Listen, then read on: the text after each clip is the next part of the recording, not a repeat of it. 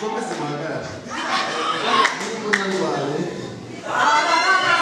uhaguruke wizeye Imana gukiza. Mbese hari igihe wigeze ukomangira Imana iragukingurira. Hari amajwi ajya akora mu buryo budasanzwe. Turi buze kuvuga ngo igihe nagukomangira amajwi atuje. Aho niho atuje. Uko wumva ushobojwe waryama hasi uvuga ngo Mana hari umunsi hari isaha nagukomangiye kugira neza. Wakurira hano ukazamuka uvuga ngo Mana nenge nuri igiti nagukomangira kugira neza. Wakwicara hasi ukabwira Imana ngo Mana hari umunsi nicaye hasi nagukomangira kugira neza. Uko ushobojwe noneho turi buze no kuzamura amajwi yacu nabyo bijya bikora. Igihe cy'abisirayeli bazenguruka Yeriko barazengurutse bucece inshuro ya karindwi bavuza induru n'amakondera. None turi buze kuzamura amajwi yacu Satani abimenye ko hari umunsi twakomangira Imana. Haleluya! Haleluya! Haleluya! Tugiye gushimana n'ubwo buryo. Haleluya! Tubwire Satani abimenye, tubwire abakonikoni n'abarozi n'abagambanyi babimenye ko hari umunsi twakomanze ijuru. Amen.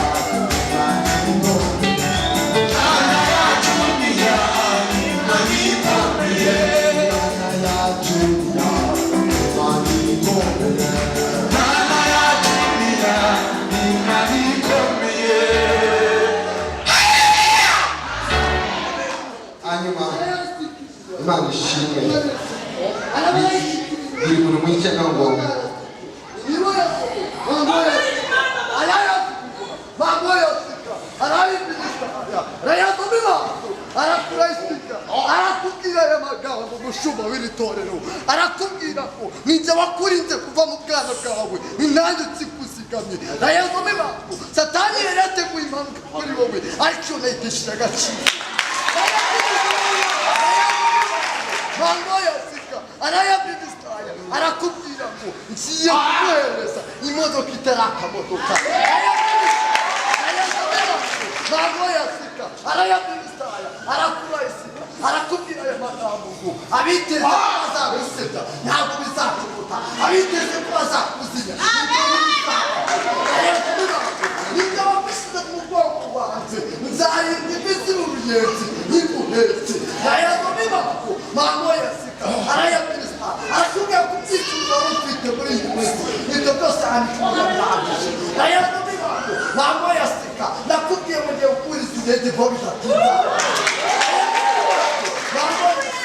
abandi bubaka ku musenyi ariko itorero ryawe naryubatse ku rutare nawe uzarinyeganyeza yayazo bibango arakubwira ngo bana hanjye maso usenge amasengesho y'iminsi ibiri muri iyi minsi nindangiza wereke igitanga ngiye gukora kuri uyu mwaka yayazo bibango arakubwira ngo ngiye kukurotesha ngiye kujya gusura buri munsi ngiye kukwereka nta kizakivaho kigutukuye yayazo bibango ntabwo yasika arayabwistaye arabwira sukuma aya magambo arakubwira ngo iteguye mwana wanjye uko ngiye kukuriza ngiye gukoresha ubutwari ngiye kukugira ukomeye ngiye kukujyana aho abantu batatekereza bamwe bavuga ngo babikora ukwirata humura mwana wanjye komera ko ndiga guhaye impano komera kuri njyewe nawe nkugire neza yayazo bimango arakubwira ngo akira akazi kumugisha karimo kongera katari ikiraka mango yasika arayabwistaye arakubwira ngo reka humura kuko nzakubakira inzu yo mu mujyi wa Kigali kandi ikomeye twakazi kandi akubwira ngo nzaguha imodoka itarakamodoka mango yasika arayabwistaye akubwira ngo uhaye umugisha mwana wanjye komera amahoro n'umushinganirazi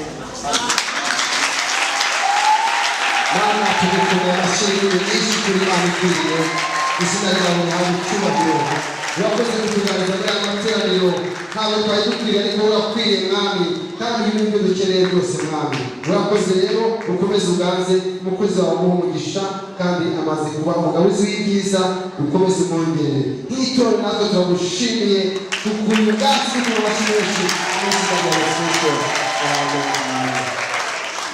hanyuma rero nakwinginze n'uwarize Imana nshaka kubiyegereza ariko kugira ngo yigeze umuntu wese nzi guhobere ntabwo byakunda ndagira ngo umuhobere mugenzi wawe ubwire ngo Pastor Bosco arakwegereje mu izina rya Yesu uhagurutse umugore uhagurutse haleluya ntabwo rwose Imana yamugisha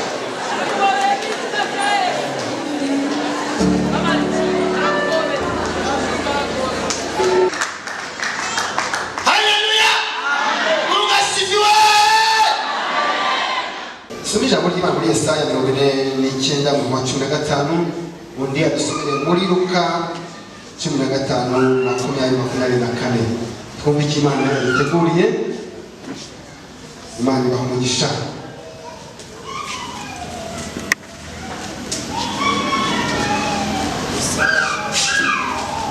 Yesaya 49:15 Luka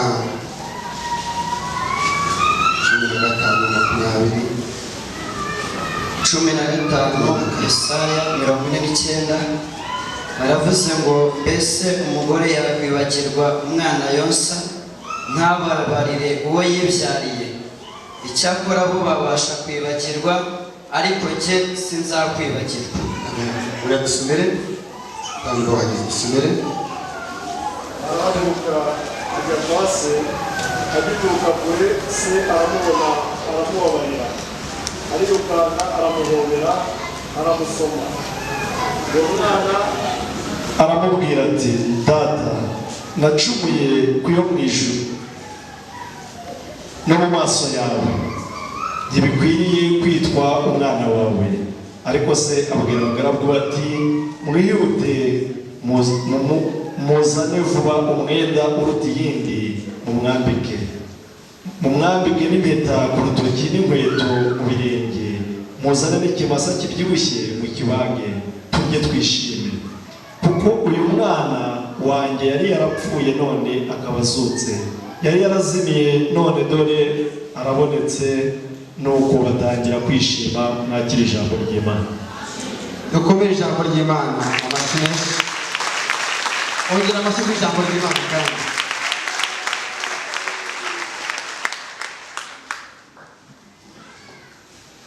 iri jambo naryise ngo garuka kwa so. Garuka kwa so. Ni ijambo ryumvikana rivuga ngo garuka kwa so. So cyangwa se papa wawe aba ari papa wawe, sibyo? Noneho reka bikore kuri papa wawe, garuka ku Mana. Yesu nashimwe cyane. Garuka kwa so. Ni ijambo Imana yampaye ubwo nari ndahantu ndimo ndi gusenga. Imana irarimpa iranganiriza ngo mbwire abantu bagaruke ku Mana. Bagaruke ku Mana kugira ngo Imana ibagire neza. Hari umugore umwe waje akeneye ubufasha, kandi natwe turi hano dukeneye ubufasha. Uriya mugore yari umugore w'umunyamahanga, umunyakanani. Uzi ko ujya gusaba ubufasha ahantu wizeye kuba ari buze kuguha, ariko bareba ku rutonde rw'abantu bagomba gufashwa bagasanga utari.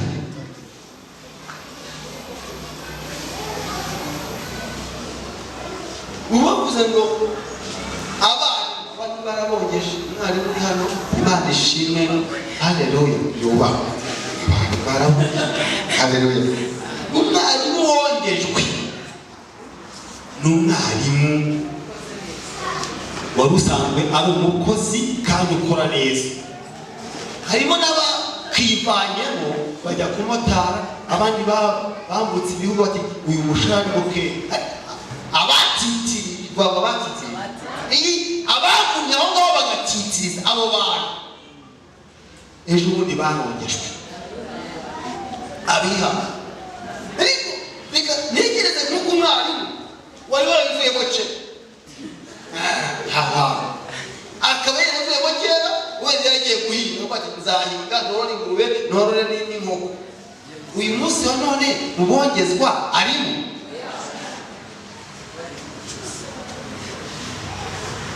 Hazamurwa umuntu ukiri mu kazi, hongezwa umuntu ukiri mu kazi,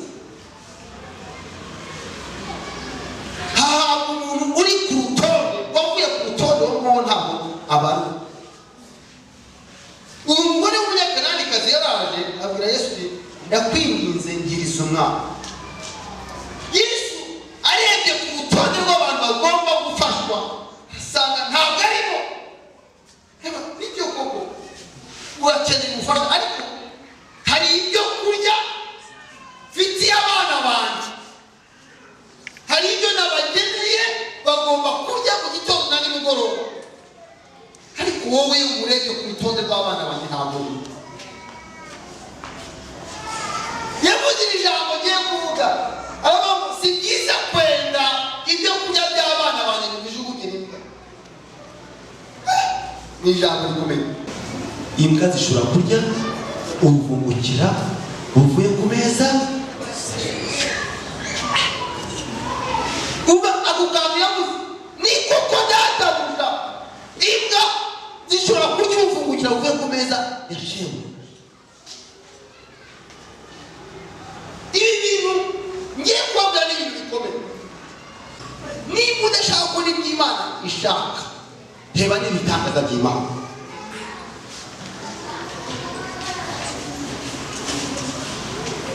Nigeze kuba ni mu masengesho ndahantu ku murimo, bahazana umukobwa wari urwaye amaze amezi 6 arwaye, aribwa mu nda. Ndabizi hano nabonye umwana baturutse mu Mutara, yego nabonye mu Mutara bose babazi, hari baturutse mu Bugesera, hari abatuzanye hirya hatandukanye. Ikintu kiri buze kuguhesha igitangaza cyane ni uko uraza kumenya ibyo Imana ishaka. Haleluya, umuhanuzi nashaka hakugana hanure, atahanura yahanura. Ni ukora icyo Imana ishaka uracyura igitangaza cyane. Abaririmbyi baririmba bataririmba, ariko wowe ugakora icyo Imana ishaka uracyura igitangaza cyane. Dukomere Yesu amashyi baturi kumwe nawe.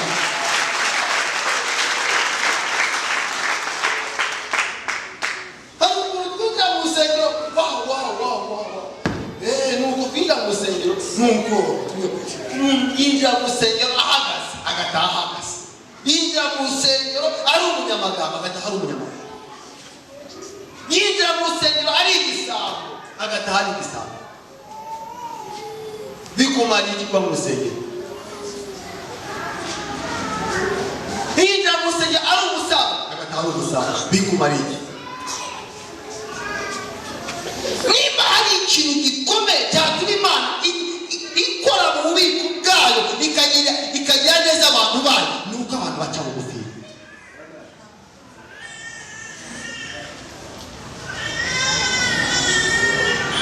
Ninjiye mu cyumba cy'amasengesho barasenga baravuga ngo tubone umukozi w'Imana nyakubahwa muri gusengera n'umuntu, usanga basenze barize iyo gusenga bazima zamu isengesho Imana ngo stop, iranditse ngo stop, ceceka.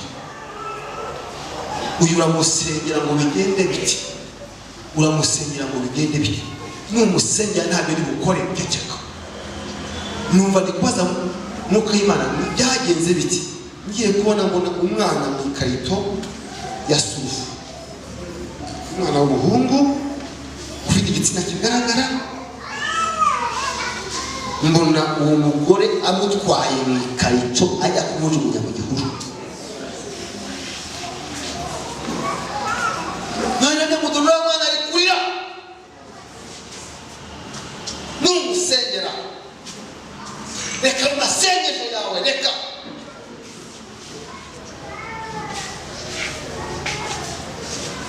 Mbwira abasenga bari hano, abantu basenga barira, abantu basenga bavuga na nyir'ubwita karira. Amarira warira atari no guca bugufi ya ntacyo bikumarira. Amarira uri buze kurira uciye bugufi ari buze gukora igitangaza gikomeye. Haleluya! Wiyishi indwara yawe ushaka gukingwa abayirata.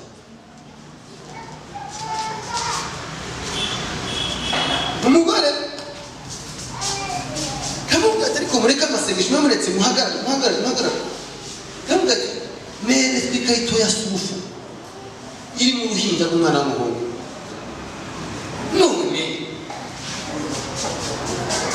wa mukobwa we mwiza, uriya mwana w'umuhungu sufu kuriga birahagarara, atangira kundeba kuko twari dukoze ku gisebe, twari dukoze ku ndwara. Arandeba mama wiwe kugira babwiye Imana ibahumisha, yikubita hasi ati mwana wanjye, amuvuga mu isi Imana no kurivuga Imana ifashe ntabwo ndivuge. Haleluya, sindi bivuga. Amuvuga mu isi mwana wanjye, ibi bintu umukozi w'Imana akubwiye warabikoze. Aramubwira ngo yenda narabikoze. Atwaye inka igeze mu mezi yo kuvuka, ngira yikuyemo umwana aza agisambagurika ariko gutaha mu ishyamba iriya karito niyo yuko. Kuri bana ngaho bose barahaguruka bararira, mama we ararira, umukobwa ararira bati bana mbabara n'umwana n'iki cyaciye bugufi. Mama wiwe ararira, umukobwa ararira, iteraniro ryose rirarira. Mukurira Imana irambwira numvise amarira yanyu kandi mubone guca bugufi kuri uyu mukobwa. Navuga ati mukobwa haguruka kanda kunda yawe, hari ikintu kiri kuva bati wapi ndi igihopa bikimera neza kuva umunsi wakoze. Barize mugenzi wawe ngo bashaka Imana ikorera iki? Noneho wongere umaze kuba wahinduye iki? Haleluya! Uragira Imana n'ubumubyeyi yabikora, umubyeyi gito sababyeyi bose, ariko Imana yo ntabwo ishobora kujya gutera kubikora. Bibiliya yatubwiye uyu mugani w'umwana w'ikirara Yesu wamuciye. Uyu mwana w'ikirara yari afite ubutunzi kwa se. Buriya umuntu uwo ari we wese, ube mugufi, ube muremure, ube inzobe, ube igika, ukuri kose Imana yakoze bagaje yawe izagutunga. Haleluya. Imana ugera ku isi Imana yashyizeho ibintu bizagutunga. Ariko ibyo bintu Imana n'ibizadutunga rimwe na rimwe ntabwo tubirimo, kubera yuko twavuye ku Mana tujya kwishakashakira. Ntabwo dushaka iby'Imana iduhaye, ahubwo tube twihitiyemo tugomera Imana tujya kwishakashakira. Uriya mubyeyi ibintu byose yari afite byari iby'abana be babiri kubera yababyara. Bari ku mwana umwe w'ikirara aravuga ati njyewe mu bwanjye butunzi, mu byanjye njyewe njye kwishakashakira nikure ku giti cyanjye. Kuko ise yari yaramubyaye amuha buri kimwe cyose, amuha umugabane wiwe. Bamaze kubimuhereza ngo aragenda ngo abyayisha irari iki. Imana yaguhaye ubwiza, abahungu barakora buri mwiza, nuko mwiza none ari ukuntu bagenda agahimita akareba yuko babonye ko ari mwiza, baragushutse.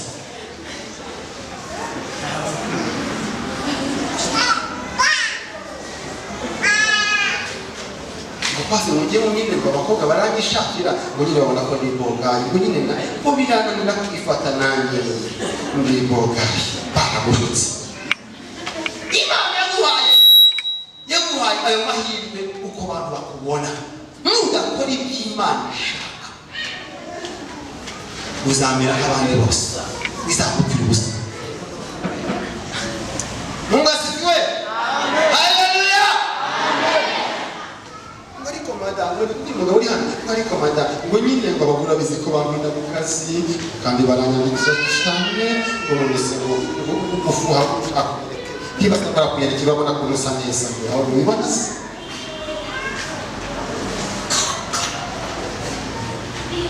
Ahubwo ayo mahirwe wagize waruke kuyabyaza agaciro, ukavuga bati ariko Mana ndagushimiye ku neza wagize gute. Haleluya. Ayo mahirwe wagize, ubwo bushobozi wagize waruke kubyaza agaciro, Mana ndagushimiye ku buntu wangiriye. Ubwo n'ubuntu wangiriye neza nshuti yanjye, icyo ndeka gushaka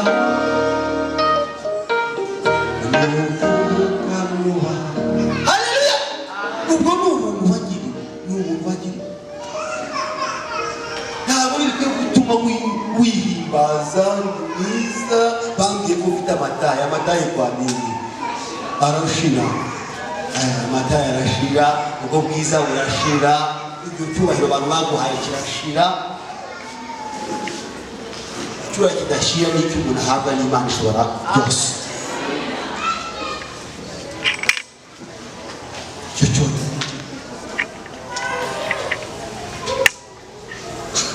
ibyo se yaguhaye, ibyo wabonye ukabibonera ku muntu ntacyo wishyura, aragenda abyayisha ubucucu bwe n'ubugoryi bwe.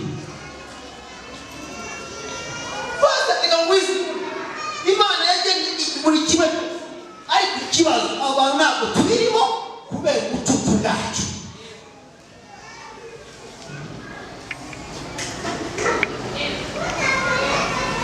Ngo biragushirana birinda birangira, ngo yifuza cyangwa se ajya gushaka akazi ko kuragira iki ingurube. Ngo none igitangaza kibaye, wa mwana wabonaga umuceri akabona umugati mwiza n'icyayi cyiza gikoze neza, ibirungo byose by'Imana Afurikaniti iteguye neza, hariho igi ku ruhande, yifuje gusangira n'ingurube. Bivuga ngo nyir'ingurube yaramunekaga ngo ntajye kurya kurya byinshi, bari kurya iby'ingurube zasiga. Ariko kandi se yari yakoze ibishoboka byose kugira ngo agire gute abaturage. Ngo yifuzaga kurya iby'ingurube ibyumweru byasigaye agira amahirwe yo kwisubiramo, aravuga ngo urugo kwa data n'umugaragu wawo n'umukozi wabo ajya neza, ariko ngewe ndi kwifuza iby'ingurube yanjye zasigaye. Afata umwanzuro mwiza, Yesu nashimwe, aravuga ngo ugiye gusubira kwa data. Nigera kwa data ntabwo bikwiriye yuko rwose nongera gusubira kwita umwana wa data, ariko ndamwinginga angire umwe mu bagaragu biwe. Haleluya! Imana ikunda abantu bisubiramo, bakamenya ko twari kuri iyi nivo mu gihe twabanaga n'Imana, mu gihe twari mu rugo kwa data, ariko umunsi wa none tugeze aho dusuzugurika, tugeze ahantu habi, dusubiye mu rugo kwa data. Abo ngabo, haleluya, ise abakirana umunezero n'ibyishimo byinshi. Ariko mubwire mada, urimo hano urisiga ibintu mu mugabo kureba, nyamara yaza akakungubita urushyi. Urugero muhaye rwa hafi, kwa kabiri warakubiswe kandi wari wisize, bikumariye iki?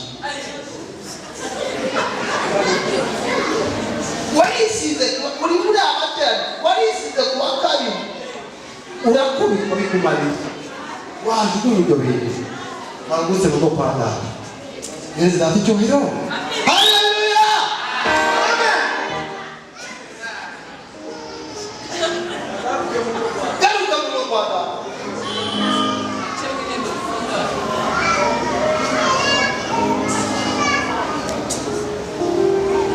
Muyisubiramo aravuga ati ndabizi neza. Ngo afata umwanzuro mwiza. Afata umwanzuro mwiza.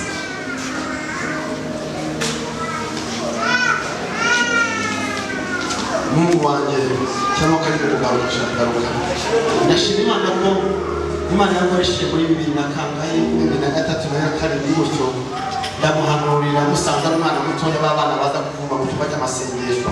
Imana iramira ngo azaba umuhanzi mwiza kandi azaririmbira Imana.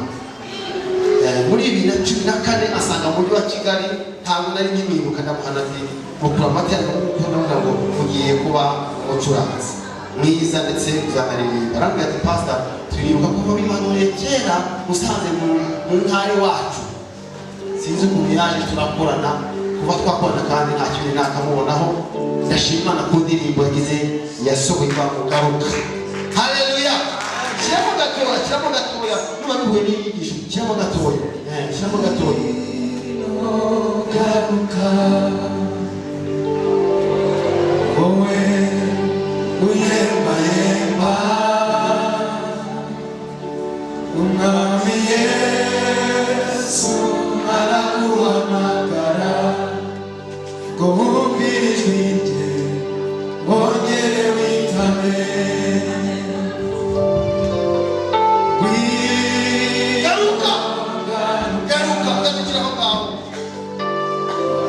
wowe uyemba umwami Yesu araguhamagara ngo wumve ijwi rye wongere witabe. Hari ijwi ry'umukiza urangurura cyane, ahamagara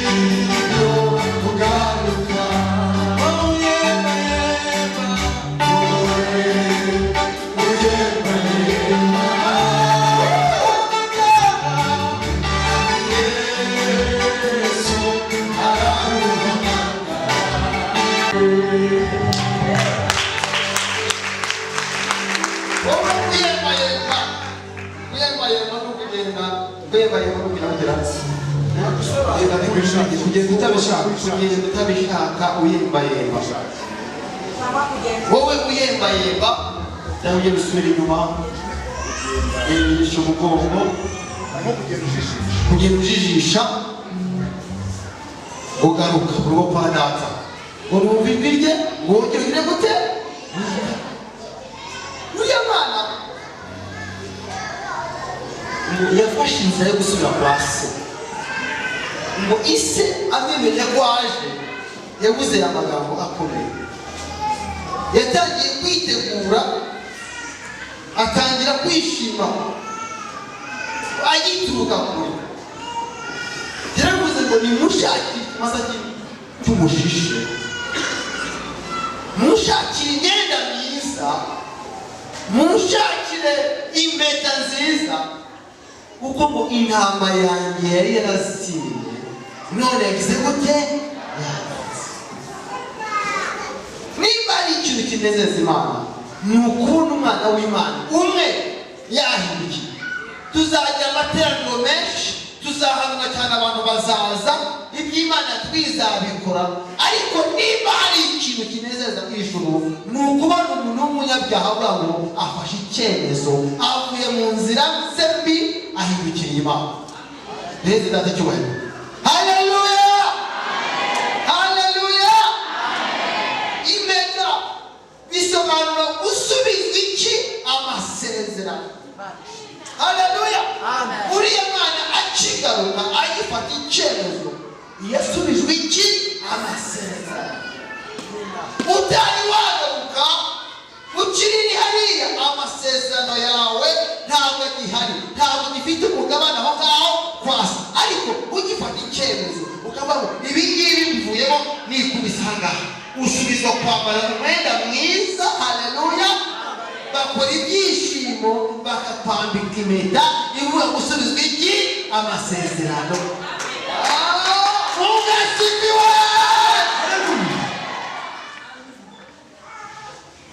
Bashi uri mugoroba ndanezerewe, mutima wanjye uramamiriza neza ko hari abantu muri uyu mugoroba bari gufata ibyemezo bagasubizwa amasezerano yabo yari yaragize gute, yaravuyeho. Garuka mu rugo kwa data wongere wambikwe impeta. Haleluya. Usubizwe iki? Amasezerano. Uvuga gutuma umwigizi umuririmbyi ukaba wivuyemo ijambo ryabwiye ngo garuka mu rugo kwa so wongere ugire gute? Usubizwe iki? Amasezerano. Mugasibiwe, mugasibiwe.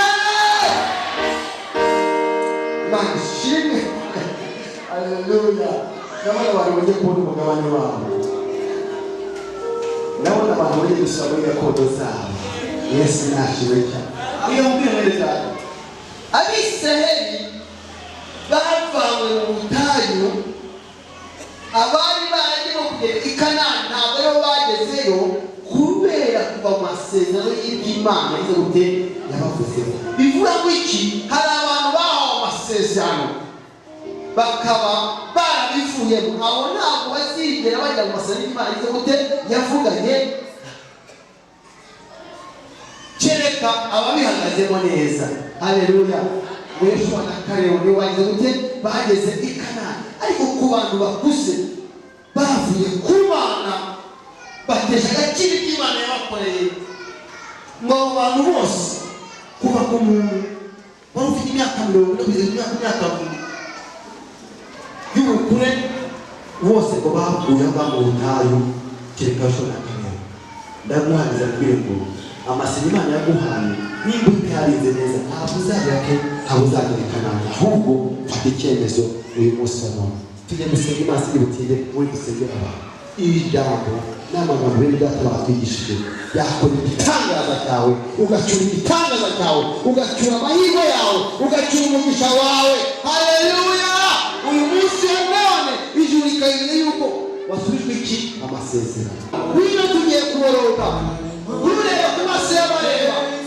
Uriya mwana ntabwo yitaye yuko ibyo yari afite byose yagayishije ibyo yari biciwe, ahubwo icyemezo yafashe nicyo cyatumye asubiza wino usubize amasezerano, wino usubize ku rufatiro, wino uwiteka ryagukoreshe. Ndabasanga mwabuke tugiye kwigira Imana. Uwo yatera intambwe ariko abandi bose mwabuke tugiye kureba Imana, tubwire Imana amana. Ndabigize nanjye nciye bugufiya kugira ngo Imana igire neza. Nanjye nciye bugufi imbere yanyu, nanjye Imana igire neza. Haleluya. Wino nawe uce bugufiya, ubwire Imana ngo Mana nciye bugufiya. Kunosekele Mana. Wino tugiye gusenga kandi uvuga amahanga biri Imana ngo Mana nuko nari mpagaze. Wino nawe usigaye no kurwana n'umutima. Wino Yesu agutegera amaboko,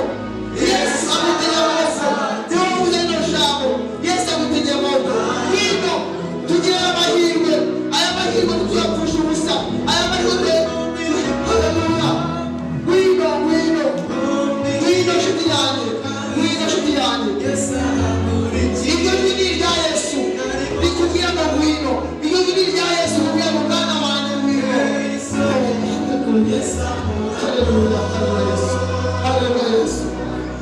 Haleluya. Mbese mu Mana akibimenya ko aje mwiyateguye abandi kabanye yashimiye na Yesu, ariko mu Mana wanjye yashimiye none nagarutse. Wino tugiye gusenga Imana. Haleluya. Ndabona hari amakazi meza, ndabona hari impeta nziza, ndabona hari amahirwe masa duhawe, ndabona hari amahirwe masa, ndabona. Haleluya. Ndabona hano hamaze kuza mvuga amahuri nta kibazo. Yesu arakubona. Sengera ahantu uri, Yesu arakubona. Tabizi ahantu uri, Yesu arakubona. Arakugira neza. Haleluya. Aze hano watubwirije aze hano afate mikrofone aze hano aze hano twinginge Imana tuwe mu Mana kareba yumviriye. Haleluya. Turi Imana bene data ukufukane hano shime twakazi muri Imana yacu. Haleluya. Wasifa aletize lehema alene sozike ine sobaleze aini sopa alene sozike aini sopa alene sozike aini sozike tukamahuri sekera huri ubwira Imana ku Mana. Umuntu umeze neza atuzamwiruka y'umuntu tukamaho ngaho ubwira Imana ku Mana.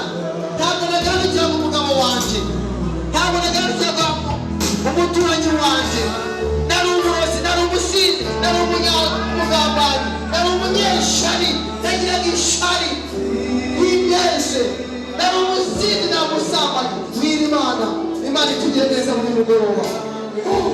Murakunda gupfugama hasi, murakunda kuryama hasi, ngo abantu b'inimbi ngo baciye bugufiya, abantu bisatu bihana bambaye ibigunira, Imana ibagira ibambe. Ndabona hari ibintu Imana igiye gukora muri aya materaniro. Yitabye. Haleluya. Abadusengera kuri natwe tugiye kwikiga Imana, si uko turi abakiranutsi, ahubwo Imana itanze itugenza twese.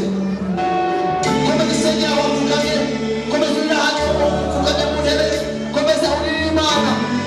Bene data watubwirije kuza mu isengesho. Haleluya.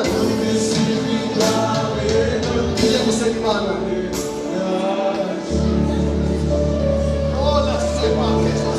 Mana ufite imbabazi nyinshi. Dawidi yaravuze ngo imbabazi zawe ni inkingi z'intebe wicayeho. Mana yarebye Manase, ikareba amafoto yiwe, ikibuka imbabazi bigasoma ubuhemba. Yavuze ngo ufite imbaraga, ufite imbabazi,